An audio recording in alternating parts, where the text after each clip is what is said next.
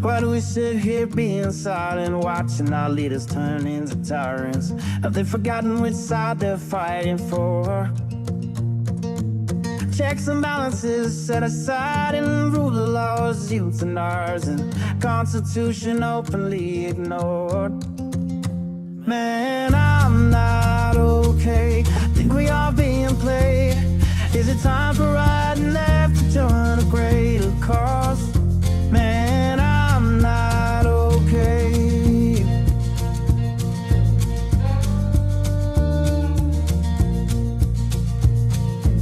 The rich claim to be victimized just to attack the marginalized. Is 1% really worth more than all the sick and poor? Always preaching about fellowship while planning their dictatorship. Now we've seen how all of this plays out before. Man, I'm not okay. Think we are being played. Time for you and I to join our country's call. Man, I'm not okay.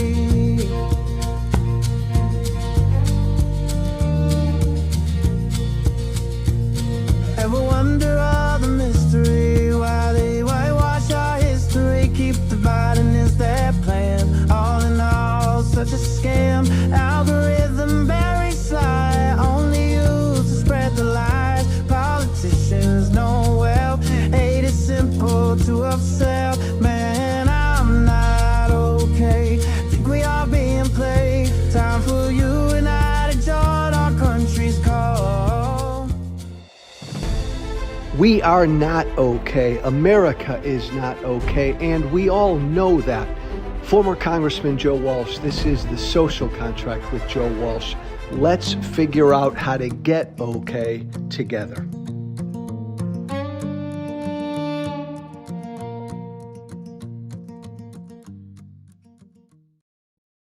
Joe, welcome back into the back room. Hey, Andy, no bullshit. I always like getting together with you. I mean that. Samesies, as the kids say. And by the way, I think part of it is you and I, like so many people I respect, we started out our relationship just fucking firing at each other. Yeah. Obviously, because of where I come from politically, and then we got to know each other. Yeah. I always say this is going to be Trump's greatest legacy, is that he's unified people who would never... Like, I get Bill Kristol on my podcast all the time. Like, when would I have ever spoken with Bill Kristol? Never. When would Bill Kristol be a Democrat? When would Joe Walsh be a Democrat? Yeah. So that for all the craziness and the chaos that Trump delivers every day, that is actually something that's redeeming about him. Not intentionally, though. So let's start off with the big guy. We're a year and a half into his second term. Where do you see his presidency right now? Is he imploding, as many people like myself believe, or has he been effective in achieving his goals, or is he kind of struggling somewhere in the middle? Yeah, Andy, I don't think he's imploding. I think 18 months in, those of us who thought it was going to be horrible, he's met every one of those expectations. He's everything our founders feared. When he got reelected, he said the fucking chains are off. And from day one, he's going to become a tyrant, a fascist, a dictator, and he's done all of that.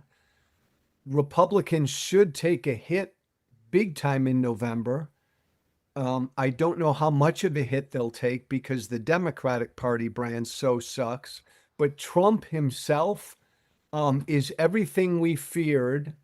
I think he's losing it up here, and that kind of gives the appearance, I think, to a lot of people that he's imploding. Mm-hmm.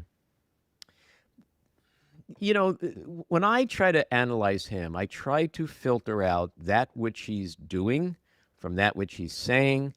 And even within what he's saying, I try to separate out noise from actual effective policy.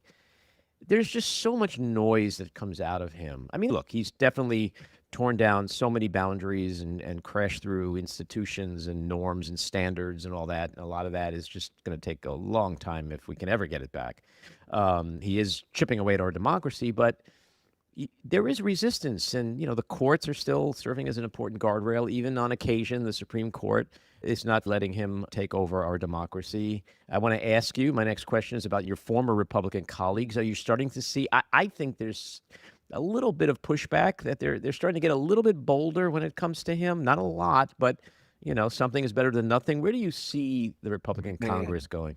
Man, Andy, you're getting soft in your old age. I Oh know. my God. I cry at commercials too. First off, I appreciate what you say about what he does and what he says. I always have a different view, having been an elected official. I think what you say is what you do. And the fact that we have a president who, as you and I acknowledge every day, lies as he breathes. Hmm.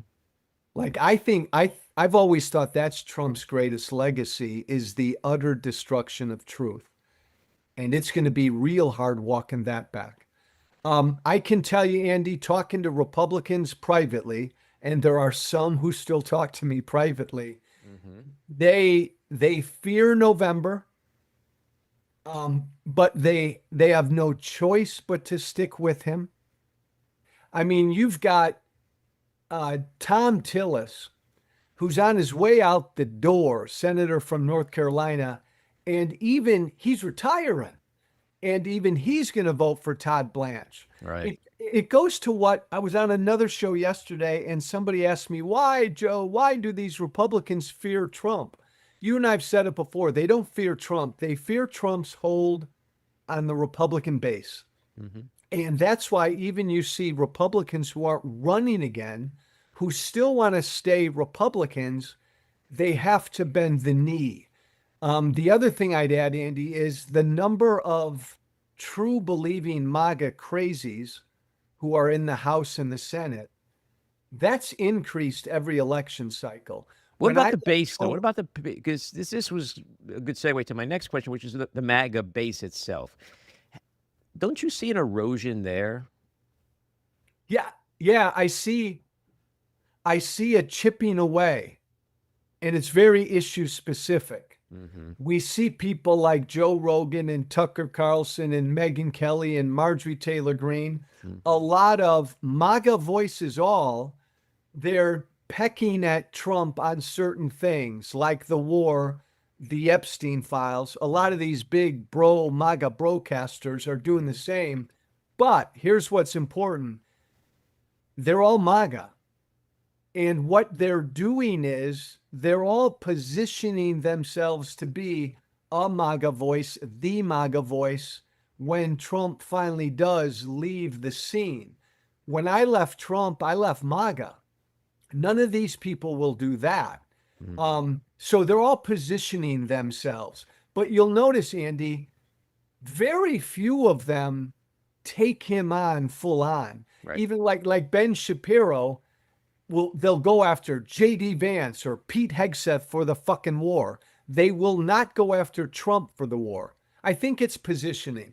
Yeah. Well, you mentioned Joe Rogan. A lot of Democrats, I'm not necessarily one of them. I'm very critical of him, but they're like, oh, even Rogan is going against Trump. But then he'll show up at the White House for the UFC thing. So it's like when push comes to shove, it's like, hey, I could be critical of Trump, but I'm still his pal, and I'm still going to hang around him. Yeah, and even Andy, Joe Rogan had J.D. Vance on this past week, and Joe Rogan went off on how the 2020 election was stolen. Fuck Joe Rogan. Yeah. What about the MAGA at home? Because we do have this incredibly critical election coming up in 3 months. I've got to assume that, like you say, between Epstein, between the war, between affordability, all the issues that he ran on, that there's a percentage, perhaps a healthy percentage of them that have peeled off. What do you think? Amen. Yeah. I'm in southern Arizona right now. I've spent the summer, Andy, traveling the country, just talking to regular Americans across the spectrum. And I can tell you, talking to MAGA folk, good, decent MAGA folk, they're generally not at all happy. More importantly, they're not at all motivated to vote. Because I come from MAGA, I've engaged with these folks for 8 years. I've not seen it this bad among regular MAGA people out there. And Trump and well, forget about Trump. He's an idiot. Republican elected officials know that, which is why, right, we're seeing Republicans talk about the communists are coming. Oh, transgenders, illegals are voting everywhere. So you know who I'm most afraid of? Oh. Transgender communists. Transgender communists who are That's in what you this gotta watch out country for. illegally, and they're voting everywhere. Andy, that's a great tweet. I think I'll tweet that out. But so and look, my hands aren't clean. When I was a right-wing talker, I used to engage in some of this, the culture war bullshit, because you know it gets your people wound up. So they're doing that now. They're going to do the greatest hits of the culture war bullshit because they got nothing to run on. You said it, the war, affordability. They're in a lot of trouble. I don't think it will work. They're trying to get their people out to vote. Yeah, well, I want to read you a couple of things on this democratic socialist communist thing, which is a narrative that's not just with Trump and the Republicans, but the media is also running with this too, because it's a sexy conversation. Well, there's a wee little bit of truth there, but continue. Yeah. So, okay, so you got Trump himself. He says, quote, the communists, they want to destroy our country. Mike Johnson says, we're fighting communism on our own shores. Steve Scalise said yesterday, the Bolshevik takeover of the Democratic Party is in full swing. And that, quote, communism is on the ballot this November against freedom. So this is kind of, Rich, coming from a party that has fully embraced fascism and is raping democracy. But I think you're right. I think this time, not all of them, but enough, because you and I both know that elections are won and lost on the margins these days. You get 5 or 10% of MAGA to say, you know what, the transgender, the MS-13 gangs, the caravans, now the communists, like enough. I'm paying over $4 a gallon at the gas pump. I can't afford groceries. I can't afford health care. There's a housing crisis. I can't afford to live where I need to live. Stop with this communist bullshit, because, first of all, none of these people who have won in Democratic primaries are communists, Yes. And Democratic socialists. I want to ask you, because you've been around a long time, so like you said, you were part of this cultural war landscape. Like, by and large, they're just talking populist stuff, which is resonating across party lines. And so the notion that it's now communism, I wish somebody at a press conference or a gaggle or whatever would just literally say to Trump, sir, what is communism? He couldn't answer. Can you define what a communist is? Could you imagine what that answer would be? He couldn't answer. Andy, I generally agree with you, but so I don't think most of the culture war bullshit will work this election cycle for them. But the communist thing, all bullshit, but it's new. And Is it new? They've been spewing this communist bullshit since the 50s. Yes. The Red Scare. Here we are in 2026. They're still fear mongering about communists. Come on. But the average voter hasn't heard it for a long time.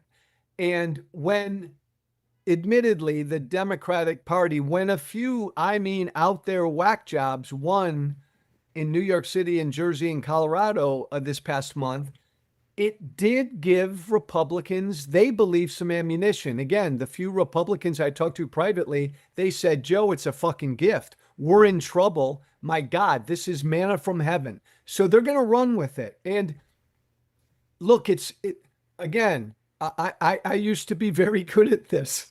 You know this, Andy. One fucking crazy Democrat says, abolish all prisons.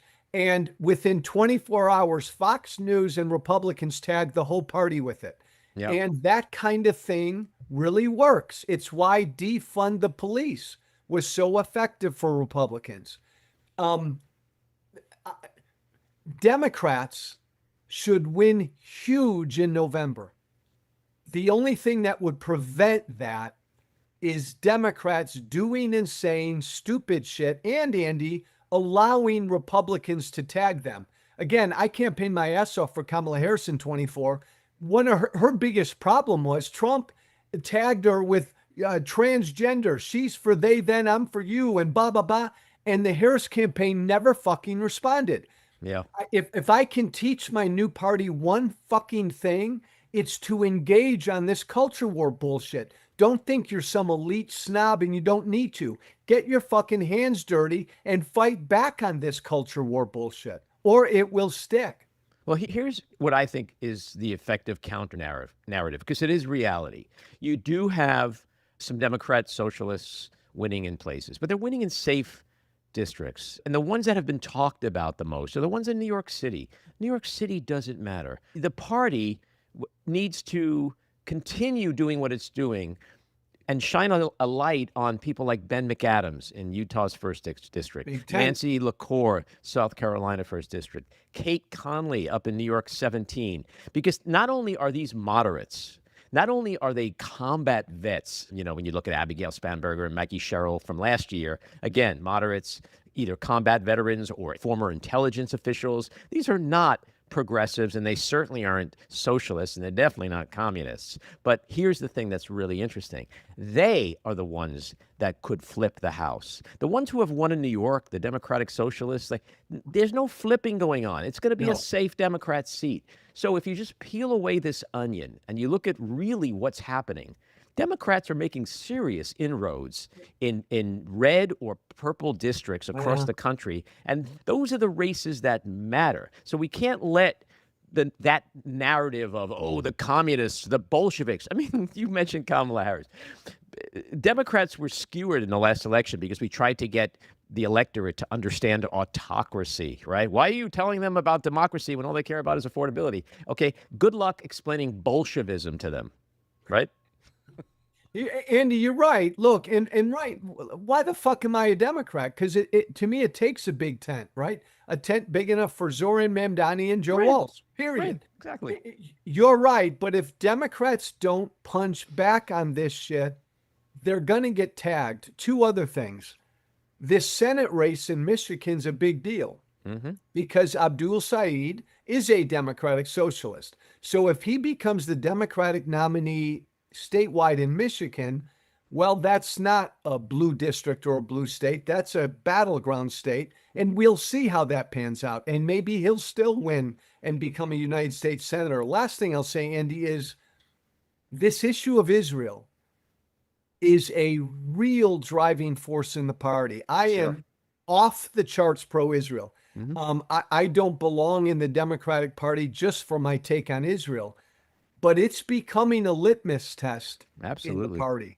Yeah. And the party's really got to wrestle with that. Yeah, look, if I said to you 4 years ago, right, let's look at Dan Goldman. If I said to you 4 years ago, an Upper West Side incumbent pro-Israel Jewish congressman is going to lose his seat in 4 years. Pretty progressive guy. For being pro-Israel, you would have said to me, you are out of your fucking mind. Yeah. So you're 100% right. And when I have candidates on my podcast, like Kate Connolly and others, I always say to them, how are you handling the Israel-Gaza issue? Because this is, well, it's just like, I can't support everything that's happening. Just like I don't like Trump and the U.S. government right now. I don't like Netanyahu and the Israeli government, but I'm pro-Israel. Israel has a right to exist, and we got to work out a two-state solution and make peace there somehow.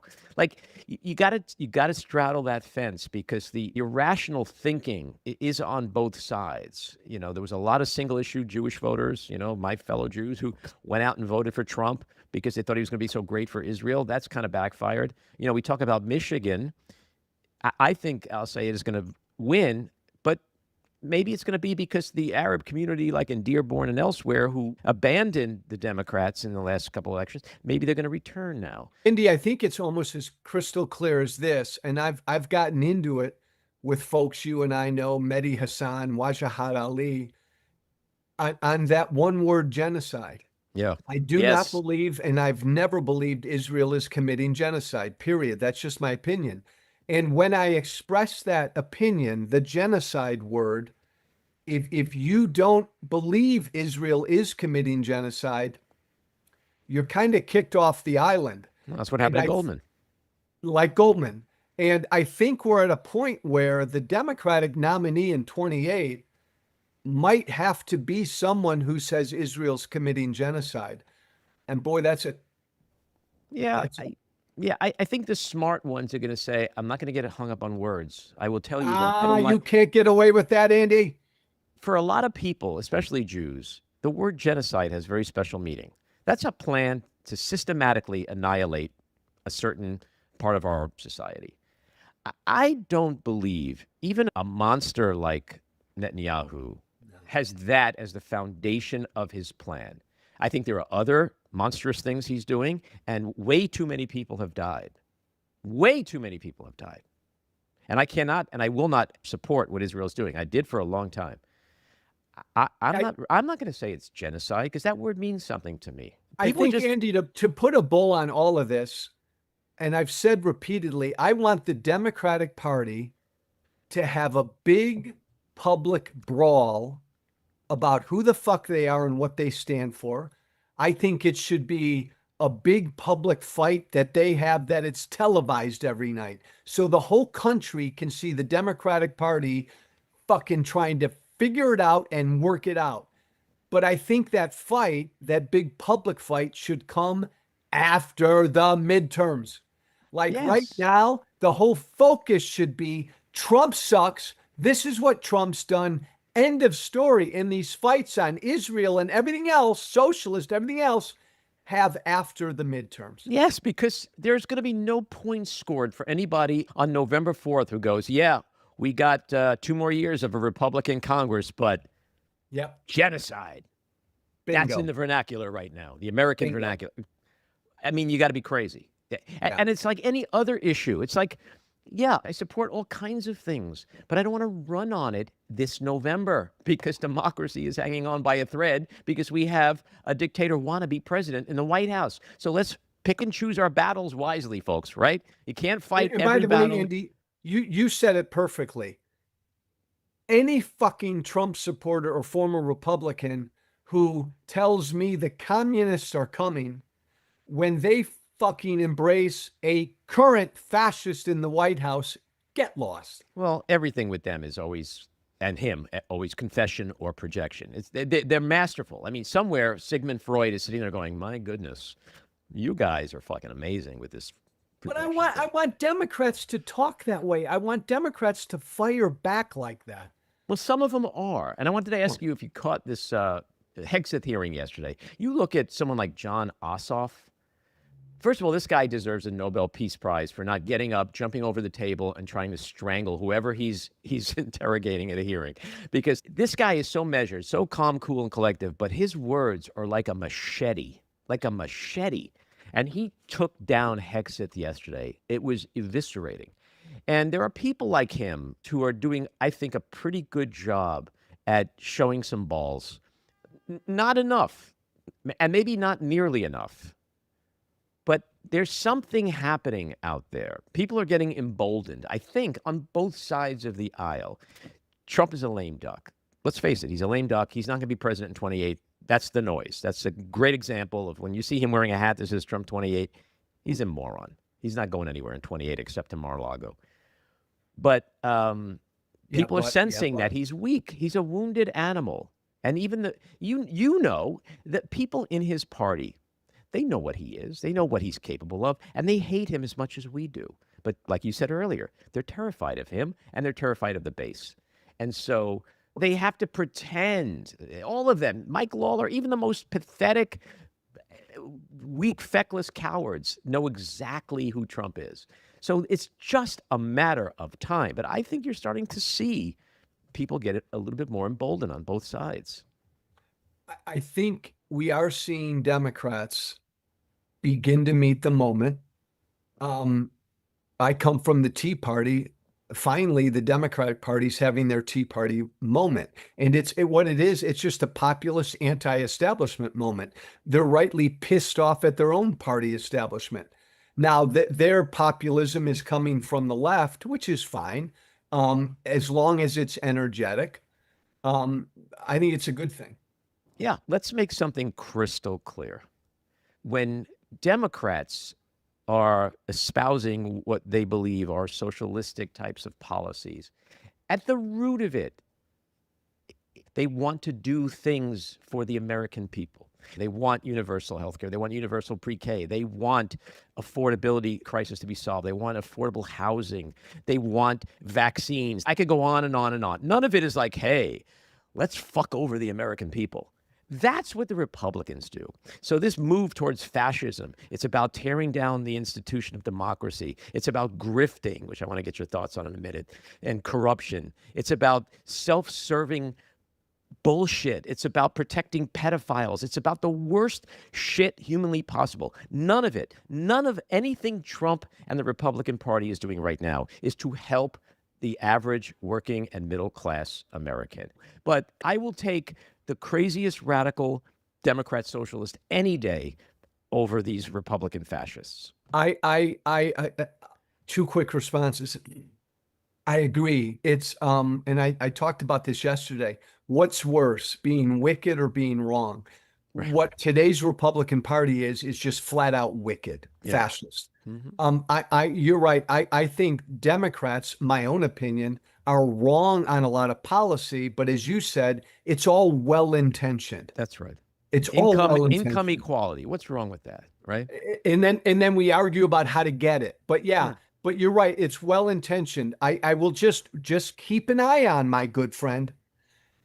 When the party nominates people who say capitalism is evil and America caused 9/11 and all this other shit, that's the kind of shit that other Democrats need to speak out against. Yeah. Look, there's never going to be a scenario where like everyone in your party is just saying the right thing. There's going to be, in that big tent, there's always going to be somebody screaming craziness, right? I just don't think that's the bulk of the party right now. The facts don't bear that out. It's not. The move towards moderate candidates is real. It's factual. And Democrats have won virtually every election since the fall of 2024. Every special election, even the few that we've lost, we've dramatically cut the margins, which is terrifying Republicans. Andy, you're totally right. You're totally right. Every election since Trump was sworn in, Democrats have won.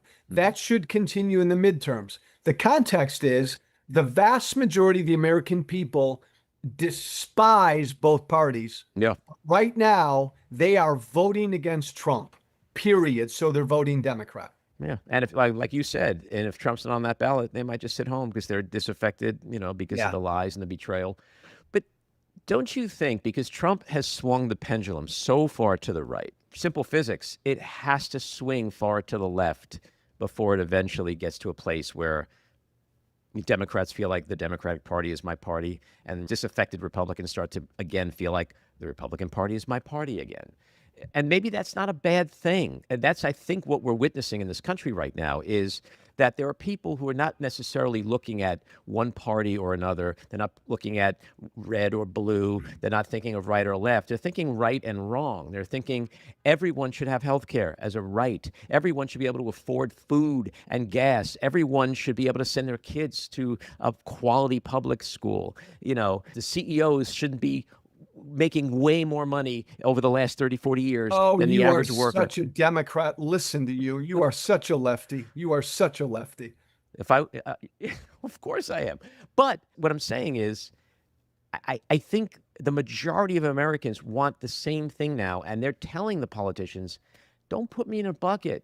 Put me in the bucket that wants to be able to afford my groceries. That's the bucket I want to be in. Right. You're right, Andy, about the pendulum. But understand, just take like an issue like immigration.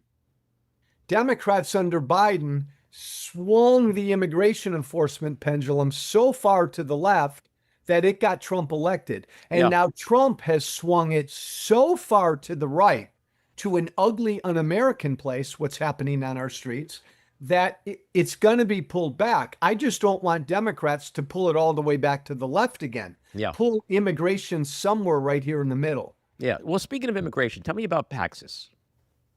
You know what? You and I are in this world where we're both great guys. And it's so tempting to just fucking yell about Trump every day. It's so easy. And Andy, a lot of people make really good money yelling about Trump every day. I don't want to do that. That bores me. So I like to do things. So we created this tool 5 months ago, 4 months ago, a know your rights tool that anybody can use on any phone, any device. And all it is it just gives you, it's AI generated. It gives you the absolute best information on how to legally, lawfully, and practically fight back against ICE when you encounter them, when they knock on your door, when they pull you over. We're spending every month now trying to get this tool into the hands of more and more immigrants and citizens who need it, because ICE is ratcheting shit up again. Yeah. And is there a growing user base for the app? Oh God, yeah. And the stories we're getting every month. The website is Paxis, PAXIS.app, APP. And it's free of charge. So check it out and give it to anybody you know. We're distributing it to people in need all over the country. And what a terrible thing to say, Andy. This Know Your Rights tool can save lives. Sure. What a horrible thing to have to say, though, but that's the America we're living in right now, where ICE is shooting and killing people almost every week. Yeah. Well, the America we're living in also is one where corruption and grifting is at levels that I don't care who you are, you couldn't imagine what's happening out in the open right now. What's your take on what you're seeing? It's almost like Andy, it's almost like Trump is don't take this wrong. It's almost like a god put Trump in power just to fucking wake up the American people. Like, corruption is bad. Using your public office to enrich yourself personally is really bad. So I'm going to put the worst, most extreme case of that in front of the American people to hopefully wake them up. And that's what it is. And Trump does it in the open, like we've never seen, at a level we've never seen. And Andy, you know, and I know, he doesn't give a fuck. Mm-hmm. He doesn't give a fuck because There's no accountability. He doesn't believe his voters give a fuck. But Andy, he doesn't give a fuck because he knows we don't have a Congress who will do anything about it. What goes through your brain when you see a MAGA person interviewed and they go, that man donates his salary every year and look what he gave up. He's a billionaire running this incredible business. Look what he gave up to serve. When you hear that, what goes through your mind? Because I know what goes through my mind. I know. But Andy, this is why you shouldn't be talking to them. I should. That's for sure. I had that very conversation 5 days ago in a coffee shop with a hardcore MAGA dude. What do you say to them? All I did, Andy, because he said almost that exact thing.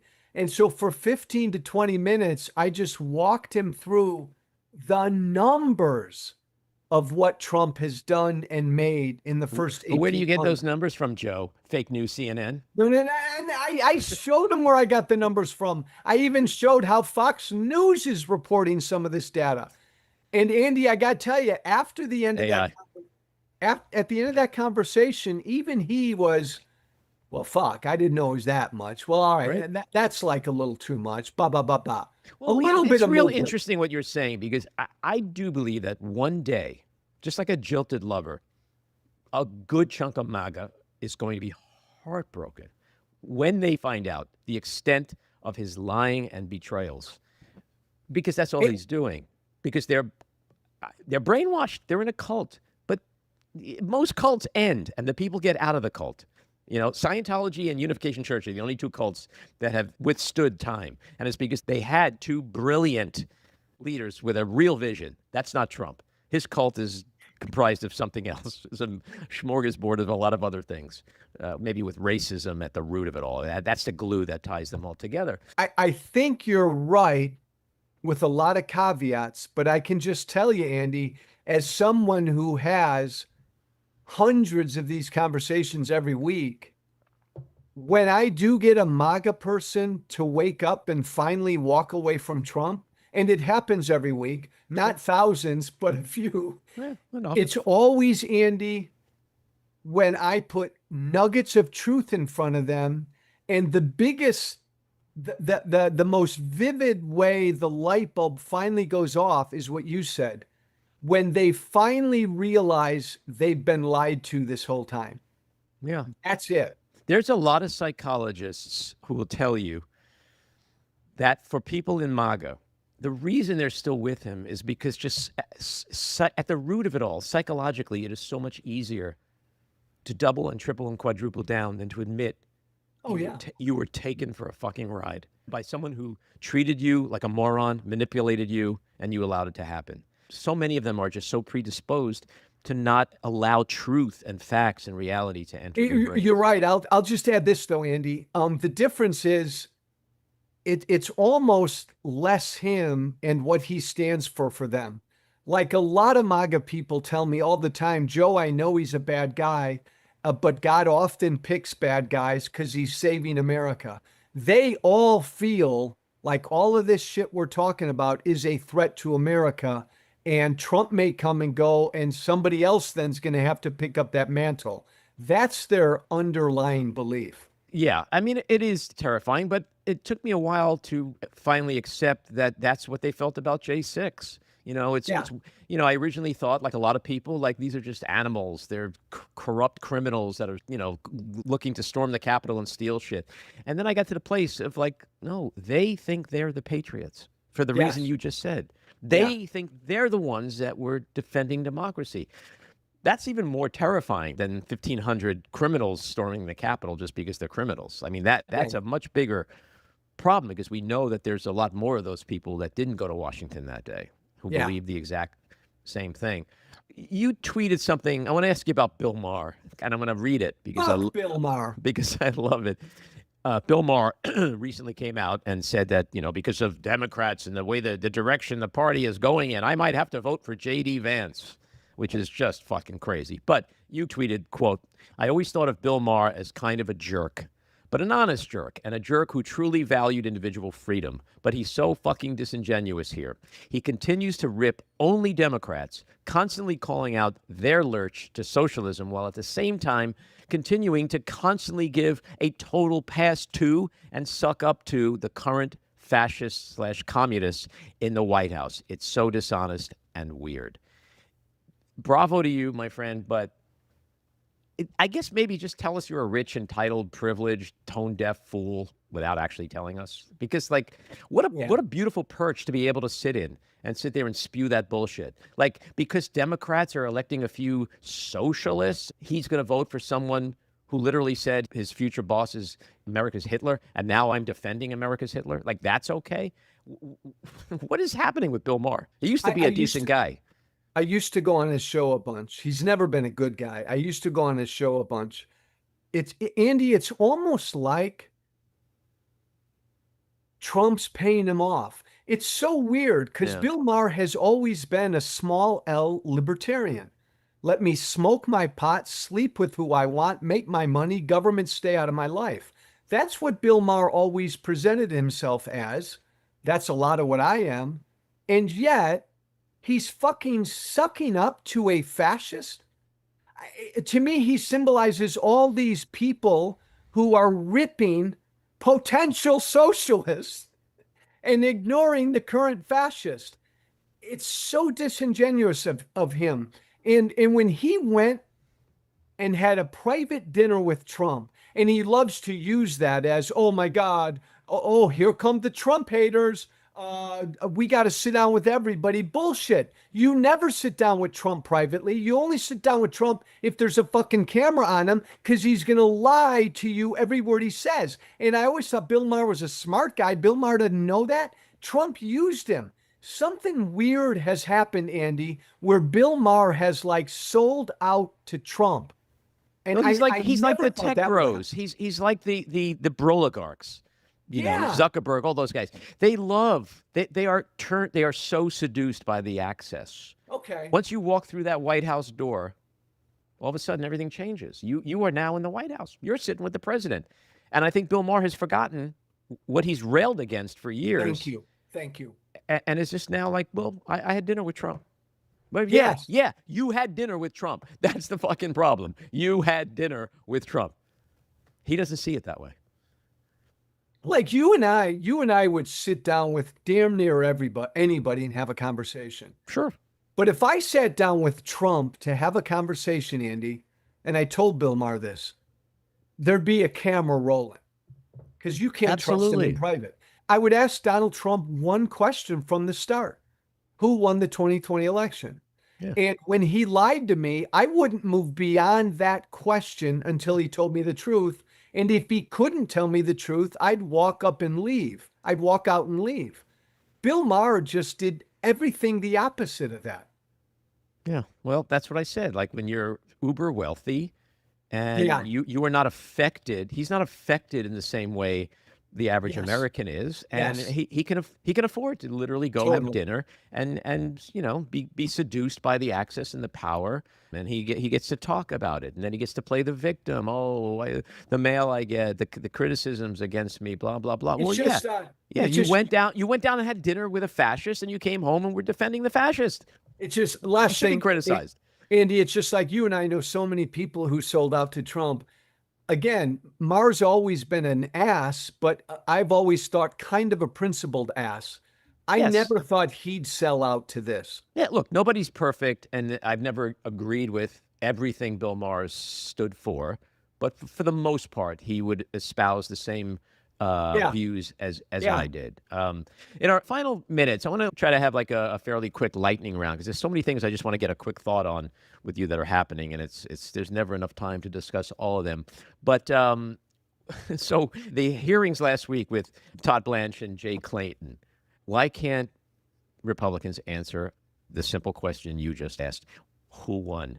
And give an answer of who won, not who was certified, who eventually moved into the Oval Office, but who won? What's the simple answer to that? Biden won. The simple answer, Andy, is Donald Trump has turned my entire former party into a party of sore losers and election deniers. It's just so sad. Yeah. Well, speaking of election deniers, there was a primary in Arizona yesterday. Election denier Andy Biggs won the GOP nomination for governor. Election denier Alexander Culloden won his nomination for Secretary of State. Sex scandal plagued Trump-endorsed former Sheriff Mark Lamb won his House nomination. What did you make of what happened in Arizona yesterday? Does it give you more pause? Easy, Andy, same old story. Trumpism has moved beyond Trump. It is a MAGA party. The Republican Party's a MAGA party, plain and simple, and it ain't changing. Yeah.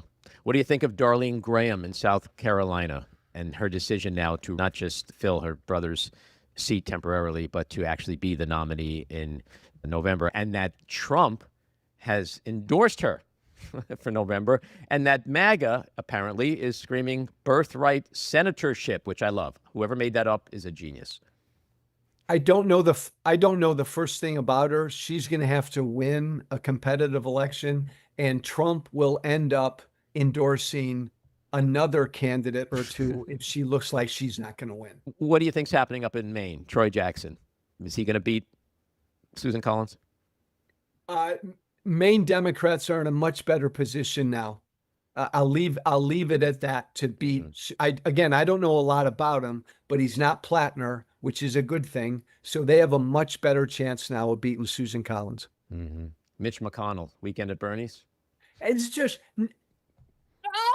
nothing pisses me off more than this. My God. And maybe, Andy, it's because I'm a former representative. You have to be transparent about your health. Your constituents deserve representation. This is so fucking wrong. And shame on Kentucky Governor Andy Beshear. He came out 2 days ago and said, this is really concerning. Fuck that. It's wrong. If I'm oh my God, Andy, if I were the governor of Kentucky a month ago, I would have demanded to see him. And if I wasn't allowed to see Mitch McConnell, I'd have appointed another senator from the jump. Yeah, Republicans lost their fucking minds when Biden's SecDef Lloyd Austin was in the hospital for 3 days and didn't say where he was. Now this is 6 weeks, and we don't even know if he's dead or not. But Andy, the same party, right? You had that Republican congressman in New York who just disappeared for 4 months. Yeah. Okay, the reflecting pool. How insane is this Vandals story? Here's what it is. So,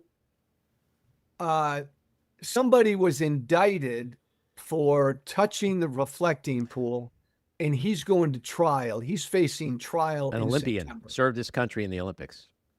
And the guy who was indicted for trying to overthrow an American election will never face trial. That's Yeah. how fucked up we are. I don't care who you are. If you believe this story, there's truly, you need to check yourself into a hospital. The same people who believe the election was stolen, the same people who believe Haitian migrants are eating cats and dogs. You're getting logical on me again. But, Andy, they don't believe his lies about the economy because they live the economy.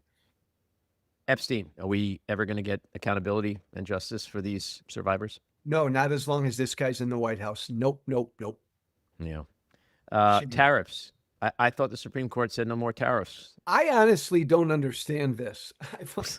I thought the Supreme Court said tariffs are unconstitutional, Yeah. and he's still doing this shit. So more lawsuits. There's a loophole that says if you can show that the rest of the world is playing unfairly, you can, as president, tariff countries at will. And that's what they're doing. And Unbelievable. these latest have already been taken to court. Yeah. The midterms, are we going to have a free and fair election? You got to believe we won't. Everybody listening to us, Andy, has to believe that Donald Trump is going to do everything he can to either cancel the midterms or fuck with them. We have to believe that, so that, as our mutual friend Miles Taylor said, we got to make it too big to rig, because he's going to rig them. Yeah.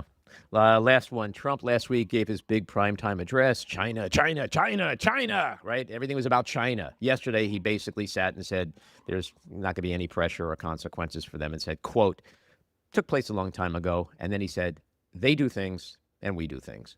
Now he's like cutting them a pass. So was it about the past, or is it, to your point just now, was he just setting foundations for 26? I think we have to believe it's all about 26. He's laying the predicate, and you and I don't have a time. There are hundreds of things he's doing to fuck with the midterm elections. So this is all about that. Yeah.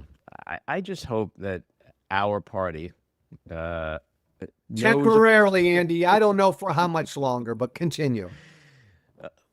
Okay, Bill Maher. And I just hope they are legally, financially, politically, emotionally, whatever, ready for what's coming, because I think it's coming. Amen. Yeah. Joe, always a blast. Come back again soon. Thanks, Andy. All righty. Take care.